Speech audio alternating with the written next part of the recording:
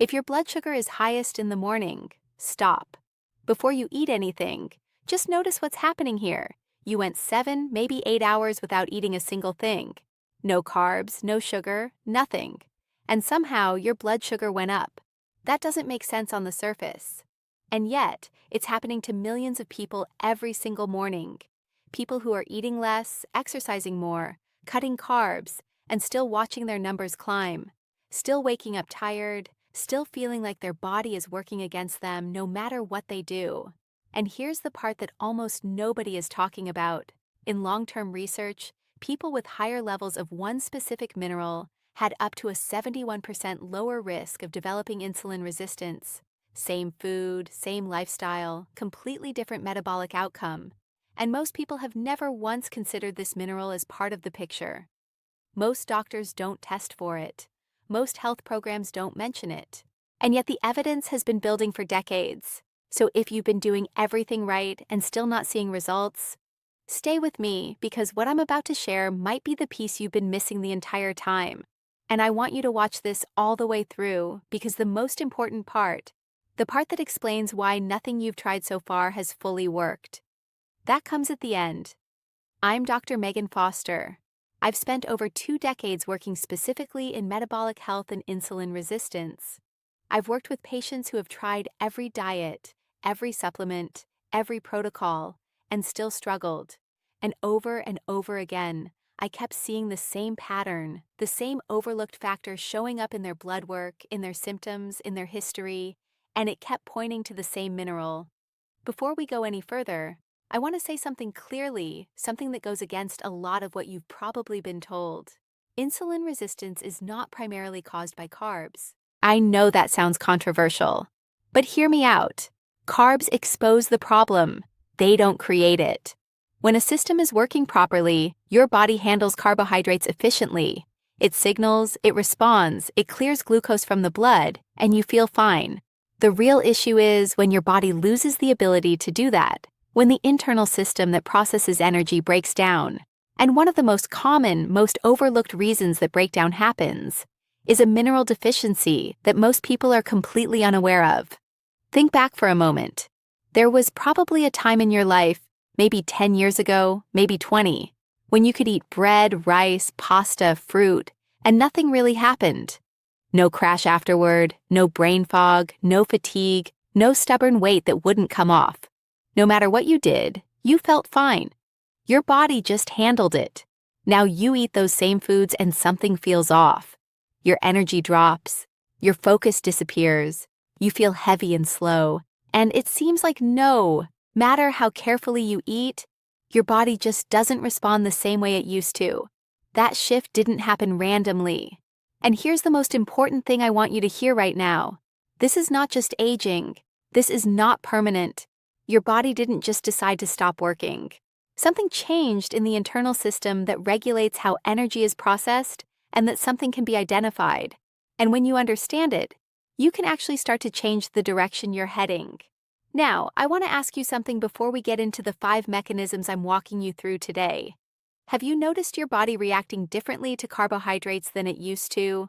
More fatigue after meals, more unpredictable energy, more of that afternoon crash where you just can't think straight. If that sounds like you, type yes in the comments right now. I think you'll be surprised how many people are in exactly the same situation. You are not alone in this, and more importantly, you are not stuck. Here's the simplest way I can explain what's happening in your body. Think of your body like a house with electricity running through it. Glucose is the energy coming in. It's the fuel. Insulin is the signal that tells your cells to open the door and let that fuel inside. But magnesium is the electricity that makes the entire system function. Without electricity, it doesn't matter how much fuel you have. It doesn't matter how strong the signal is. Nothing works the way it's supposed to. Without enough magnesium, the signal weakens, the doors don't open properly, the fuel builds up outside where it can't be used, and the body keeps sending more signals, more insulin, trying to force the system to respond. And over time, that cycle is exactly what we call insulin resistance. And this is not a fringe idea. This is supported by decades of research, long-term studies, clinical trials, observational studies across thousands of people. The evidence is consistent and significant. And in this video, I'm going to walk you through 5 of the most critical ways magnesium directly impacts insulin resistance and your metabolic health. We're going to go from the most foundational to the most important. And I promise you, by the time we get to number 1, you will understand something about your body that most people, including most people in the healthcare system, have never put together. So, let's start with number 5. Most people who hear the words insulin resistance assume it means one simple thing: too much insulin. And that's partially true, but it's more nuanced than that. And understanding the nuance is what actually helps you fix it. What happens in many cases of insulin resistance is not just too much insulin. It's that the signal itself stops being heard properly. Insulin is released. It travels through your bloodstream. It arrives at the cell, and the cell barely responds. Think about it like this. Imagine you're trying to open a door. You have the right key. The key fits in the lock, but the lock mechanism inside is jammed. The key is there. The signal is there, but the door just won't open. That's what's happening at the cellular level in insulin resistance. And magnesium is the oil that keeps that lock mechanism working. Here's the specific biology explained simply.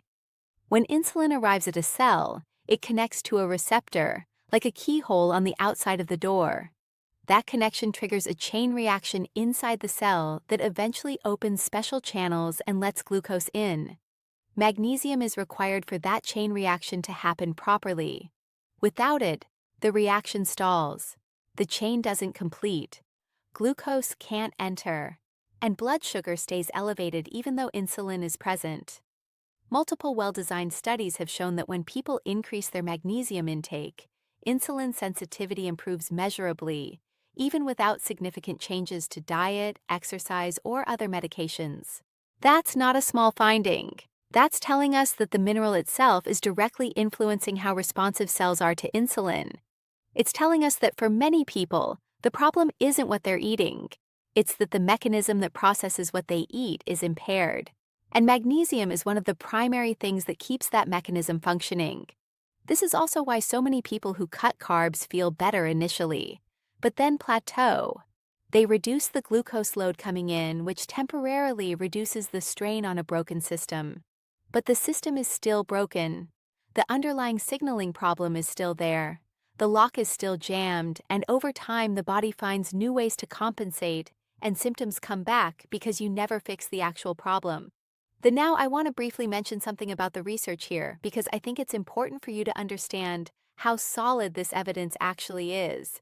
This isn't based on one small study. A large analysis published in the journal Nutrients looked at people with metabolic syndrome over an extended period and found that the group with the highest magnesium intake had a 71% lower chance of developing insulin resistance compared to the group with the lowest intake. Another multi-dead study following over 4,000 people found significant associations between magnesium levels and lower rates of inflammation, better insulin function, and up to a 47% lower risk of developing type 2 diabetes. These are not small numbers. These are not coincidences. This is a consistent signal across thousands of people and decades of research pointing at the same mineral. And yet, most people have never been told this. Most people get diagnosed with prediabetes or insulin resistance, and the conversation immediately jumps to cutting carbs, losing weight, and sometimes medication. The foundation, the mineral that the entire system depends on, is almost never addressed. Which brings us to number 4. Your pancreas is one of the most important organs in this entire story. It's the organ responsible for producing and releasing insulin in the first place. And most people think of it as a simple on-off switch. Blood sugar goes up, pancreas releases insulin, done. But it's far more sophisticated than that. And magnesium is deeply involved in how well it works. Here's something that surprises most people. Your pancreas doesn't release insulin continuously. It releases it in pulses. Rhythmic bursts of insulin that are carefully timed and calibrated based on what's happening in your bloodstream. Those pulses are controlled by electrical signals inside the pancreatic cells. And those electrical signals depend heavily on specific minerals, including magnesium, to maintain their stability and rhythm. When magnesium levels are low, the electrical activity in pancreatic cells becomes less stable. The pulses become irregular, the timing gets off, and when that happens, two different problems can emerge. The first is under-release. The pancreas doesn't release enough insulin when glucose enters the blood, so blood sugar stays high longer than it should. The second is over-release. The pancreas overcompensates and releases too much insulin, causing blood sugar to drop too fast, which triggers hunger, cravings, and fatigue. Both of those patterns are harmful, and both are driven at least in part by the instability in pancreatic signaling that comes from low magnesium. This explains something that a lot of people experience but can't make sense of. They eat the same meal on Monday and feel completely fine. They eat the same meal on Wednesday and they crash hard afterward. Same food, same portion, totally different response. And they assume it's about the food. Maybe it was a bad batch of something. Maybe they should avoid that food from now on. But what's actually happening in many cases is that the pancreatic signaling was less stable on Wednesday. The electrical rhythm was off, the insulin release was poorly timed, and the body paid for it with a blood sugar spike or crash. Understanding that this instability exists and that it's connected to mineral status is enormously liberating because it means the unpredictability you've been experiencing isn't random. It's not about willpower. It's not about making better food choices. It's about a system that's operating without the mineral support it needs to stay consistent. And there's another dimension to this worth understanding. Over time, when the pancreas is repeatedly asked to manage an unstable system, when it's constantly over-releasing and under-releasing, constantly trying to compensate, it gets fatigued. Pancreatic function declines. The cells that produce insulin become less effective. And what started as insulin resistance can progress into something more serious over years and decades. This is the progression that nobody wants. And addressing the foundational mineral deficiencies early is one of the most powerful things you can do to slow or interrupt that progression. Now, let's talk about number 3. And this is the one that I think will resonate with the most people in this video because the symptom it causes is one of the most universally complained about experiences in modern health: fatigue. Not just ordinary tiredness, but a specific, frustrating, deeply persistent fatigue that sleep doesn't fix and rest doesn't resolve. Here's what's happening. Even when glucose is available, even when there's energy literally circulating in your bloodstream, your body still has to convert it into a usable form inside the cell. That conversion happens through a molecule called ATP. ATP stands for adenosine triphosphate. But all you need to know is this: it is your body's internal energy currency. Every single function in your body, every muscle contraction, every thought, every heartbeat, every process in every cell runs on ATP. Without it, nothing works. And here's the critical connection that most people have never heard. Magnesium is required to activate ATP. It's not optional. It's not a supporting factor. It is structurally required. ATP in the body doesn't function in its raw form. It has to bind with magnesium to become biologically active. Scientists actually call this active form magnesium ATP. Without the magnesium, the ATP is essentially inert. It's there, but it can't do its job. So what happens when magnesium is low? You have glucose coming in, you have ATP being produced. But the ATP can't be activated properly. The energy conversion is inefficient. And the result is that your cells are starved of usable energy even when fuel is theoretically available. This is the physiology behind that specific kind of fatigue that so many people describe. The kind where you eat a full meal and feel more tired afterward, not less. The kind where you wake up after 8 hours of sleep and still feel exhausted. The kind where you have brain fog that rolls in mid-morning and doesn't lift. The kind where your body just feels heavy and slow and unresponsive, like you're running on a mostly empty battery no matter what you do. Some people describe it as feeling wired but tired. There's an underlying tension, maybe some anxiety, maybe some restlessness. But underneath that, there's a profound exhaustion that nothing seems to fix. That combination is very characteristic of a system that's producing stress hormones to try to compensate for low energy, because the body knows something is wrong while simultaneously not being able to produce energy efficiently, because the ATP pathway is compromised. And here's the part that keeps people stuck for years. They feel that fatigue, they feel the crashes, and they naturally assume the problem is the carbs because the crashes seem to happen after eating carbs. So they cut carbs and they feel a little better for a while. Maybe a few weeks, maybe a couple of months.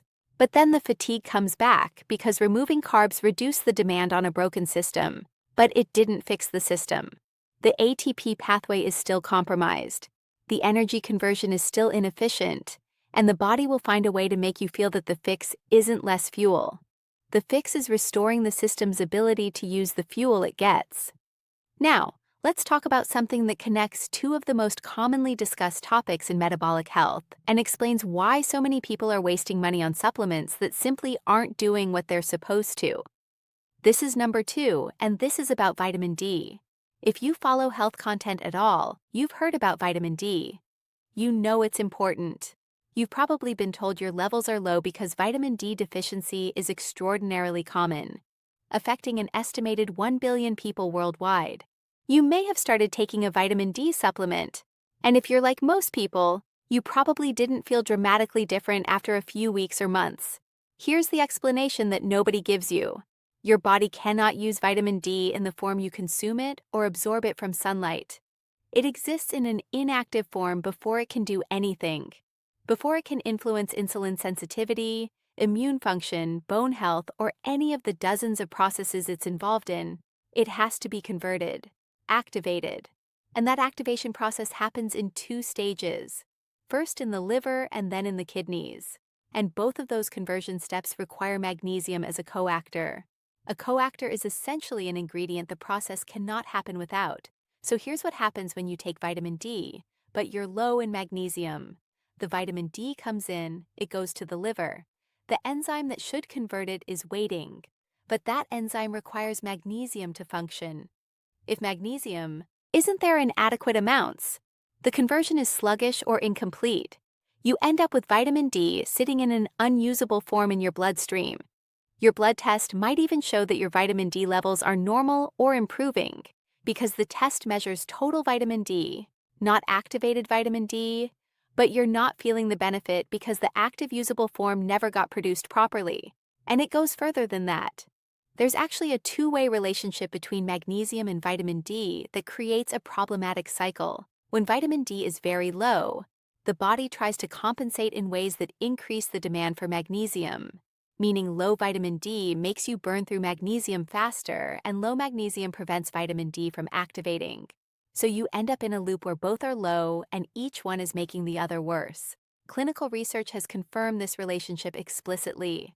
Studies have shown that giving people magnesium alongside vitamin D produces significantly better outcomes than vitamin D alone.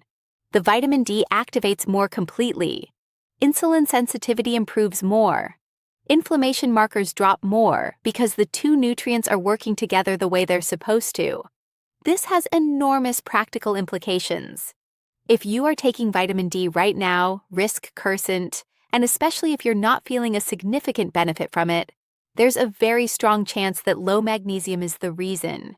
You're not absorbing it wrong. You're not taking the wrong dose. You're missing the coactor that makes the whole process work. And this isn't just about vitamin D. Magnesium is a coactor in over 300 biochemical reactions in the human body. 300. That's not a minor supporting player. That's a foundational mineral that sits at the center of an enormous number of processes. Protein synthesis, DNA repair, blood pressure regulation, nerve function, muscle contraction, the list goes on and on. When magnesium is low, all of those processes are compromised to some degree, which is why the symptoms of magnesium deficiency are so varied and so often misattributed. Muscle cramps, headaches, difficulty sleeping, anxiety, heart palpitations, constipation, fatigue. All of those things in many cases trace back to the same deficiency. Understanding magnesium as a foundational mineral, not just a supplement you take for one specific thing, changes how you approach your health. It's not about taking more of everything. It's about making sure the foundation is solid so that everything else you do actually works. And this leads us directly into number one, the one that explains why people try magnesium and feel like it didn't work. The one that ties everything together. Here's a very common story I've heard from patients over the years. They learn about magnesium, they're excited. They start taking 400 milligrams a day. 2 weeks go by, 3 weeks, maybe a month, and they don't notice much. Energy is still inconsistent. Blood sugar is still unpredictable. Sleep is still not great. So they conclude that magnesium doesn't work for them, and they move on to the next thing. And this is one of the most costly mistakes in metabolic health. Not because magnesium doesn't work, but because they didn't understand that magnesium doesn't work alone. It works as part of a system. And if the rest of the system isn't in place, supplementing magnesium in isolation produces disappointing results. Here's what most people don't know. Your body's ability to retain and use magnesium depends significantly on two other minerals, sodium and potassium.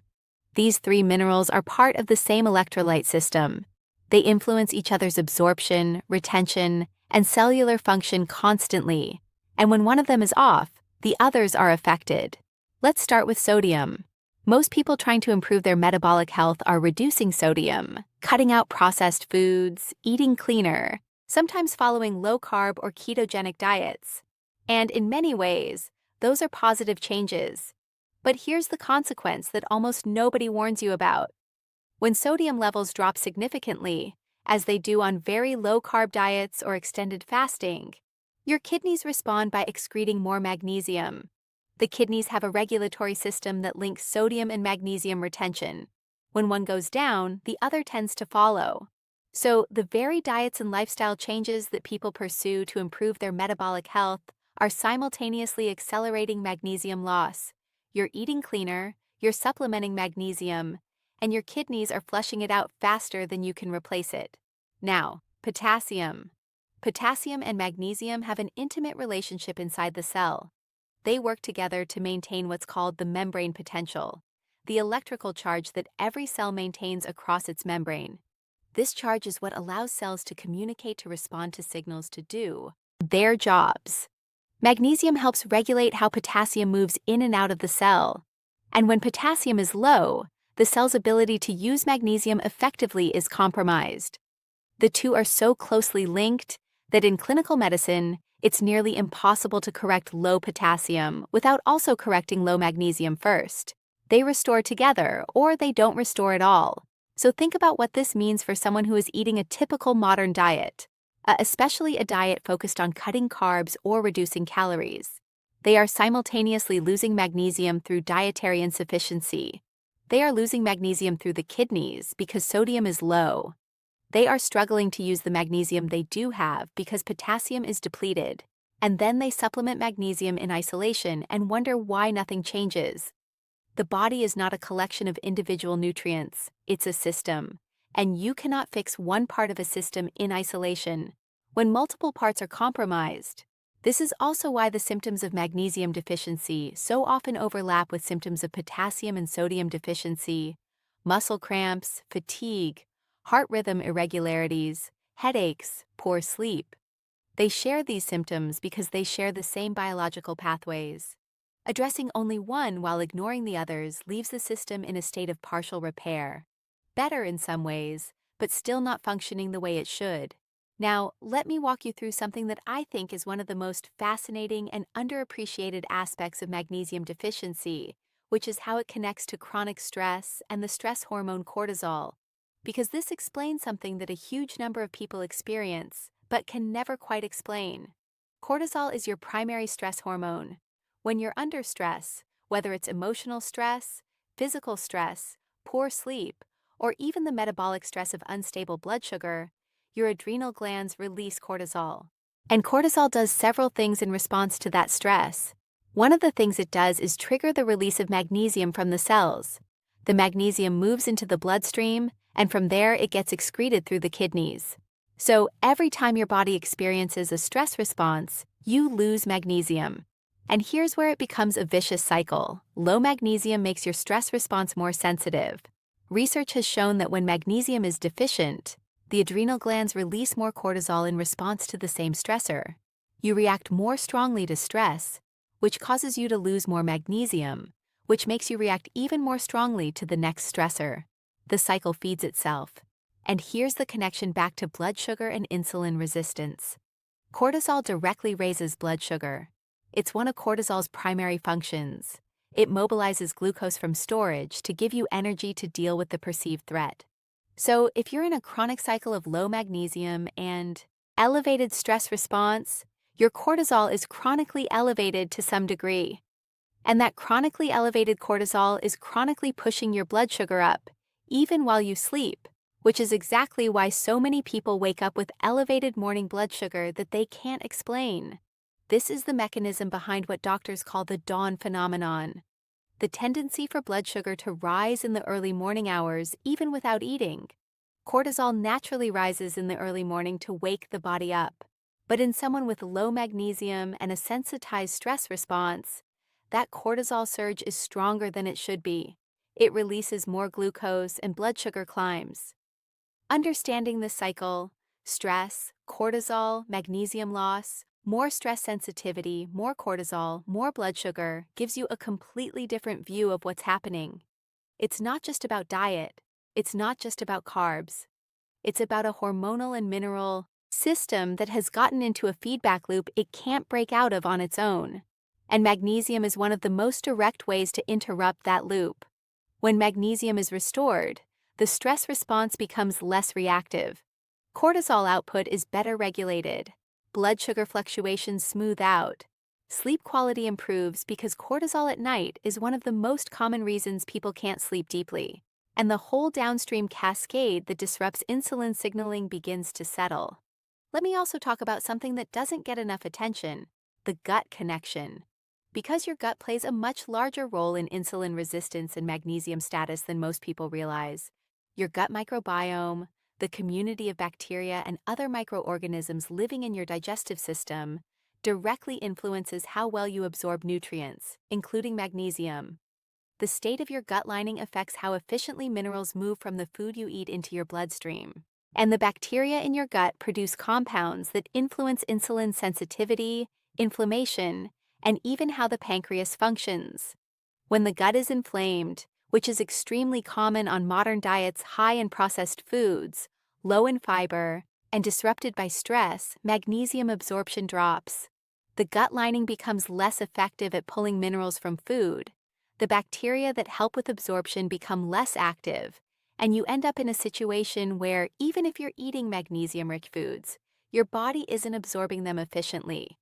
This is one of the reasons why two people can eat very similar diets and have completely different magnesium status. One person has a healthier gut lining and microbiome and absorbs magnesium effectively. The other person has chronic gut inflammation and magnesium moves through without being fully absorbed. The diet looks the same on paper. The outcomes are completely different. Foods that support gut health, fermented foods like yogurt, kefir, and sauerkraut, prebiotic fibers found in garlic, onions, and bananas, and a diverse range of plant foods also tend to support better mineral absorption. And interestingly, magnesium itself plays a role in maintaining gut motility and gut lining health. So restoring magnesium and supporting gut health tend to reinforce each other, creating an upward spiral in the same way that deficiency creates a downward one. Now, let's talk about where magnesium actually comes from in food. Because one of the most important questions is, why are so many people deficient in the first place? If this mineral is so critical, why aren't people getting enough of it from their diet? The answer has several layers. The first is soil depletion. Over the past several decades, intensive agricultural practices have significantly reduced the mineral content of the soil where our food is grown. Studies comparing the nutritional content of fruits and vegetables today versus 50 years ago have found substantial reductions in magnesium and other minerals. The food looks the same, but the mineral content is meaningfully lower. The second reason is the modern diet itself. The foods richest in magnesium.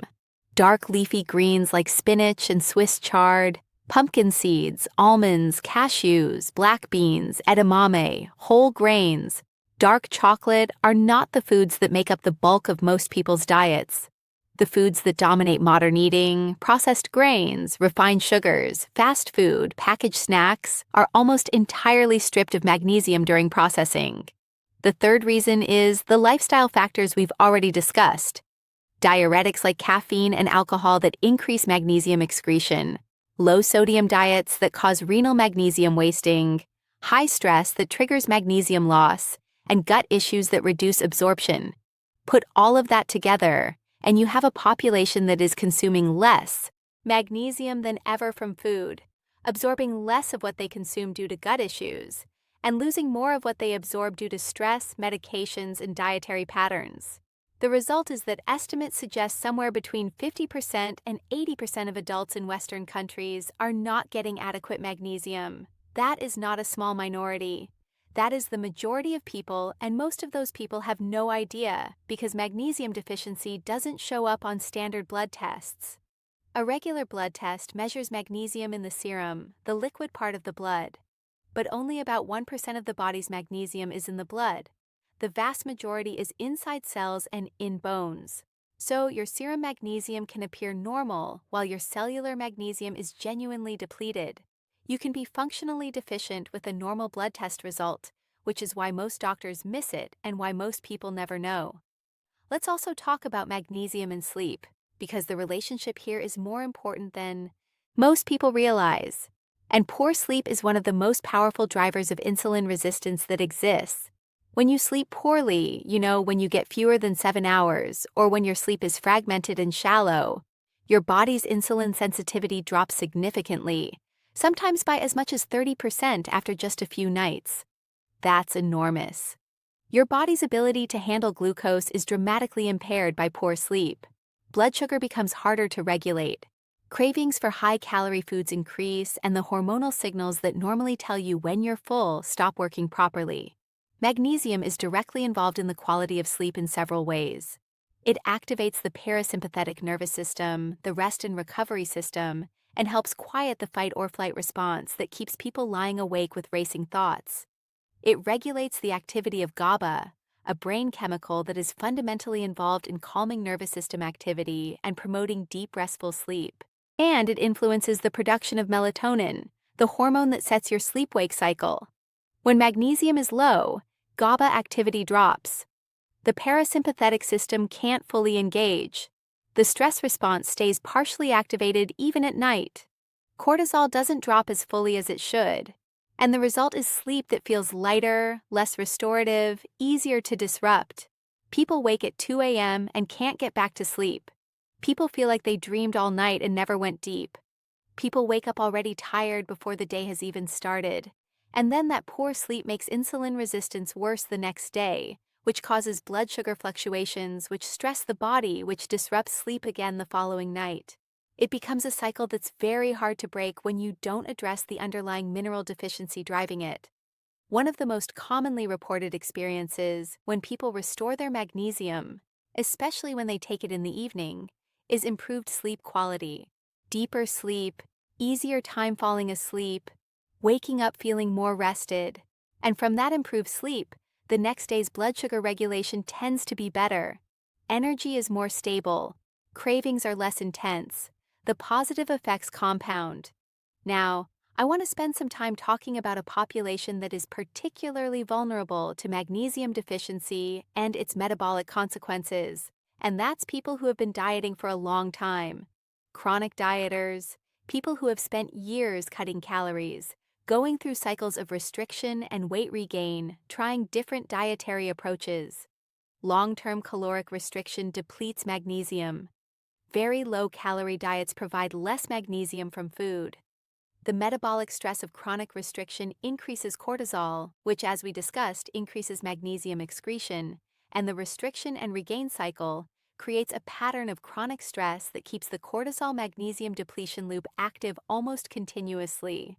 There's also something worth understanding about how the body responds to chronic restriction. When you restrict calories for an extended period, the body adapts by becoming more metabolically efficient, meaning it gets better at storing energy and more resistant to burning it.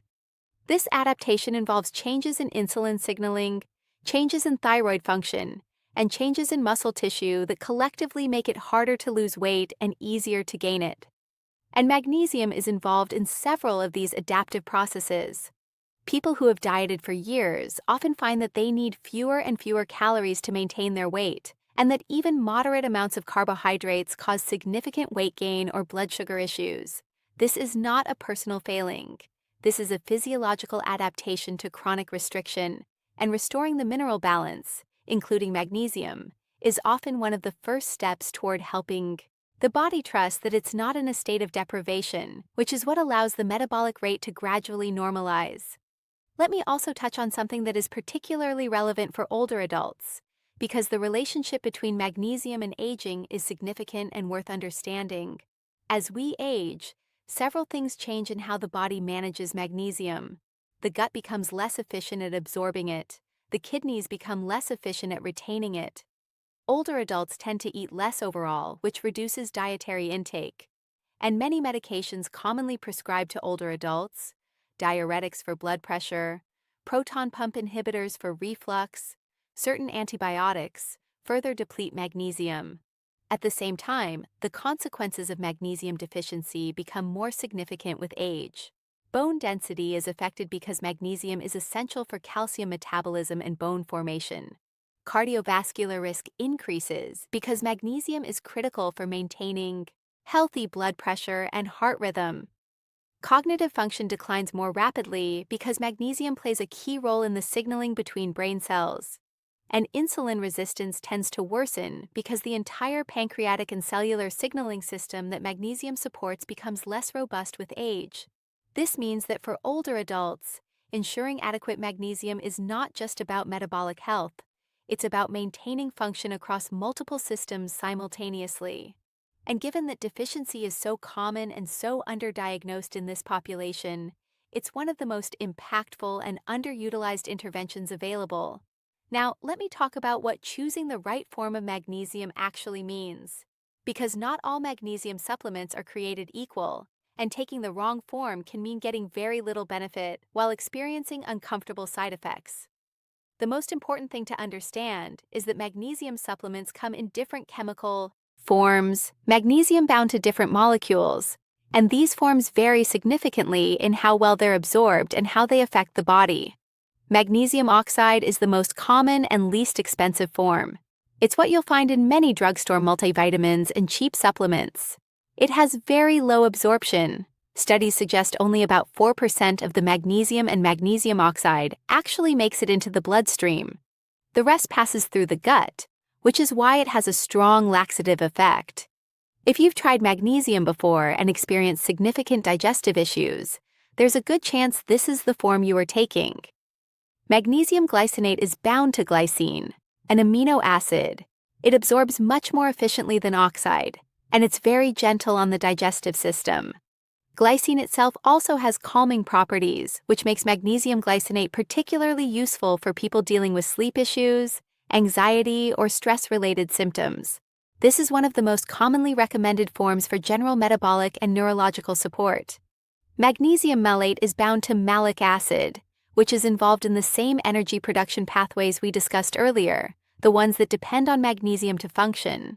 This form tends to be particularly effective for people dealing with fatigue because you're getting the magnesium and the malic acid simultaneously, both of which support energy production. Some people find it slightly more energizing than glycinate, which can be useful during the day, but less ideal if you're taking it right before bed. Magnesium 308 is a newer form that has shown promising research for crossing the blood-brain barrier, meaning it gets into the brain more effectively than other forms. The research on its specific benefits for cognitive function and brain health is early but interesting. It tends to be the most expensive option. Magnesium citrate is another well-absorbed form that is widely available. Yes, it has a mild laxative effect, not as strong as oxide, which some people find helpful if they have constipation, but it's worth being aware of if that's not something you need. For most people starting out, magnesium glycinate or magnesium malate are the most practical starting points. They absorb well, they're tolerated easily, and they're widely available at a reasonable cost. starting with 200 to 300 milligrams daily and gradually increasing to 400 milligrams, gives your digestive system time to adjust and lets you observe how your body responds. And I want to emphasize something I mentioned earlier. Timing matters. Taking magnesium in the evening, 2 to 3 hours before bed, tends to produce the most noticeable improvements in sleep quality. Some people split their dose, part in the morning and part in the evening, especially if they're taking higher amounts or if they want the metabolic benefits throughout the day as well as the sleep benefits at night. Now, let me talk about something that gives people a lot of hope, and that's the timeline of improvement. Because one of the questions I get most often is, how long does it take to notice a difference? The honest answer is that it varies, and the variation depends on how depleted you are when you start, whether you're also addressing sodium and potassium, how consistent you are with supplementation, and what other factors in your lifestyle are influencing magnesium status. That said, some improvements tend to come relatively quickly. Sleep quality often improves within 1 to 2 weeks, the kind of deep restorative sleep that leaves you feeling genuinely rested in the morning. Muscle cramps and tension, particularly the kind that wakes people up at night, often resolve within a similar time frame. Morning blood sugar can begin to show improvement within 2 to 4 weeks, though this depends significantly on the starting point and the overall context. Energy. The stable, consistent energy that doesn't spike and crash tends to take longer because the ATP pathways take time to normalize. The cellular systems that have been operating in a suboptimal state need time to rebuild and regulate. Most people report meaningful improvements in energy within 4 to 8 weeks of consistent supplementation, not overnight, but not as long as people fear. The improvements in insulin sensitivity that show up in blood tests, fasting insulin, hemoglobin A1C, fasting glucose tend to take longer. Still, these markers reflect patterns over weeks and months, but the studies showing 47% and 71% reductions in risk of insulin resistance were measured over longer periods. The biology works, but it works on the body's timeline, not ours. The most important thing is consistency. Sporadic supplementation doesn't build and maintain the magnesium stores the body needs. Daily intake, regular, consistent over months, is what creates lasting change. And that's the same commitment required for any meaningful health intervention. There's no shortcut, but there is a clear path. And now you understand it in a way that most people never will. So here's what I want you to take away from everything we've covered today. Insulin resistance is not a simple problem. It's not just about eating too many carbs. It's not just about being overweight or not exercising enough. It's about a system, a complex interconnected system of hormones, minerals, cellular receptors, electrical signals, gut function, stress responses, and sleep quality that has gotten out of balance. And magnesium sits at the center of that system in a way that nothing else does. It activates the pathways that allow insulin to work. It stabilizes the pancreatic signaling that controls when and how much insulin is released. It powers the cellular energy machinery that converts glucose into something the body can actually use. It enables vitamin D to activate and do its job. It regulates the stress response so that cortisol doesn't chronically undermine your blood sugar. And it does all of this while being depleted by the exact lifestyle choices that people make when they are trying to get healthier. When you restore magnesium properly, consistently, and in the context of a balanced mineral system, things start to align, energy becomes more stable, sleep becomes deeper, blood sugar becomes more predictable, the crashes smooth out, the morning numbers come down, and over time, the risk of progression toward type 2 diabetes and serious metabolic disease begins to fall. Not because a single supplement fixed everything, but because the foundation that everything else depends on finally given what it needed. Here is your challenge for the next 30 days. Choose a high-quality form of magnesium, glycinate or malate as your starting point. Take 300 to 400 milligrams daily consistently. Take it in the evening to support sleep. Pay attention to your energy across the day. Pay attention to how you feel after meals. Pay attention to how you sleep and how you wake up. Don't make a dozen other changes at the same time. Just give this one thing a fair, consistent trial. And keep a simple note of what you observe because the changes tend to be gradual enough that they're easy to miss day to day. But But when you look back after 30 days, many people are surprised by how much has actually shifted. And while you're doing that, look at your diet and ask whether you're getting adequate potassium found in foods like avocados, bananas, sweet potatoes, beans, and leafy greens. And if you're on a very low sodium diet, reconsider whether that's serving you as well as you think it is. Because sodium at appropriate levels is not the enemy it's been made out to be. And its role in supporting magnesium retention is real and significant. Your body is not broken. It hasn't failed you. It is responding exactly the way a biological system responds when it's operating without the resources it needs. And when you provide those resources consistently, patiently, intelligently, your body has a remarkable capacity to restore itself faster than most people expect, and in ways that compound over time. You now understand something about your own biology that most people, including many in healthcare, have never connected. Use it. If you want a complete step-by-step system for improving metabolism, stabilizing energy, and taking control of your long-term health, I've put together a comprehensive longevity guide that takes everything we talked about today and turns it into something you can actually follow day by day. It's in the description below. And if this kind of thorough, honest, science-grounded breakdown is what you're looking for, please consider subscribing. There is a lot more to cover, and I'll see you in the next one.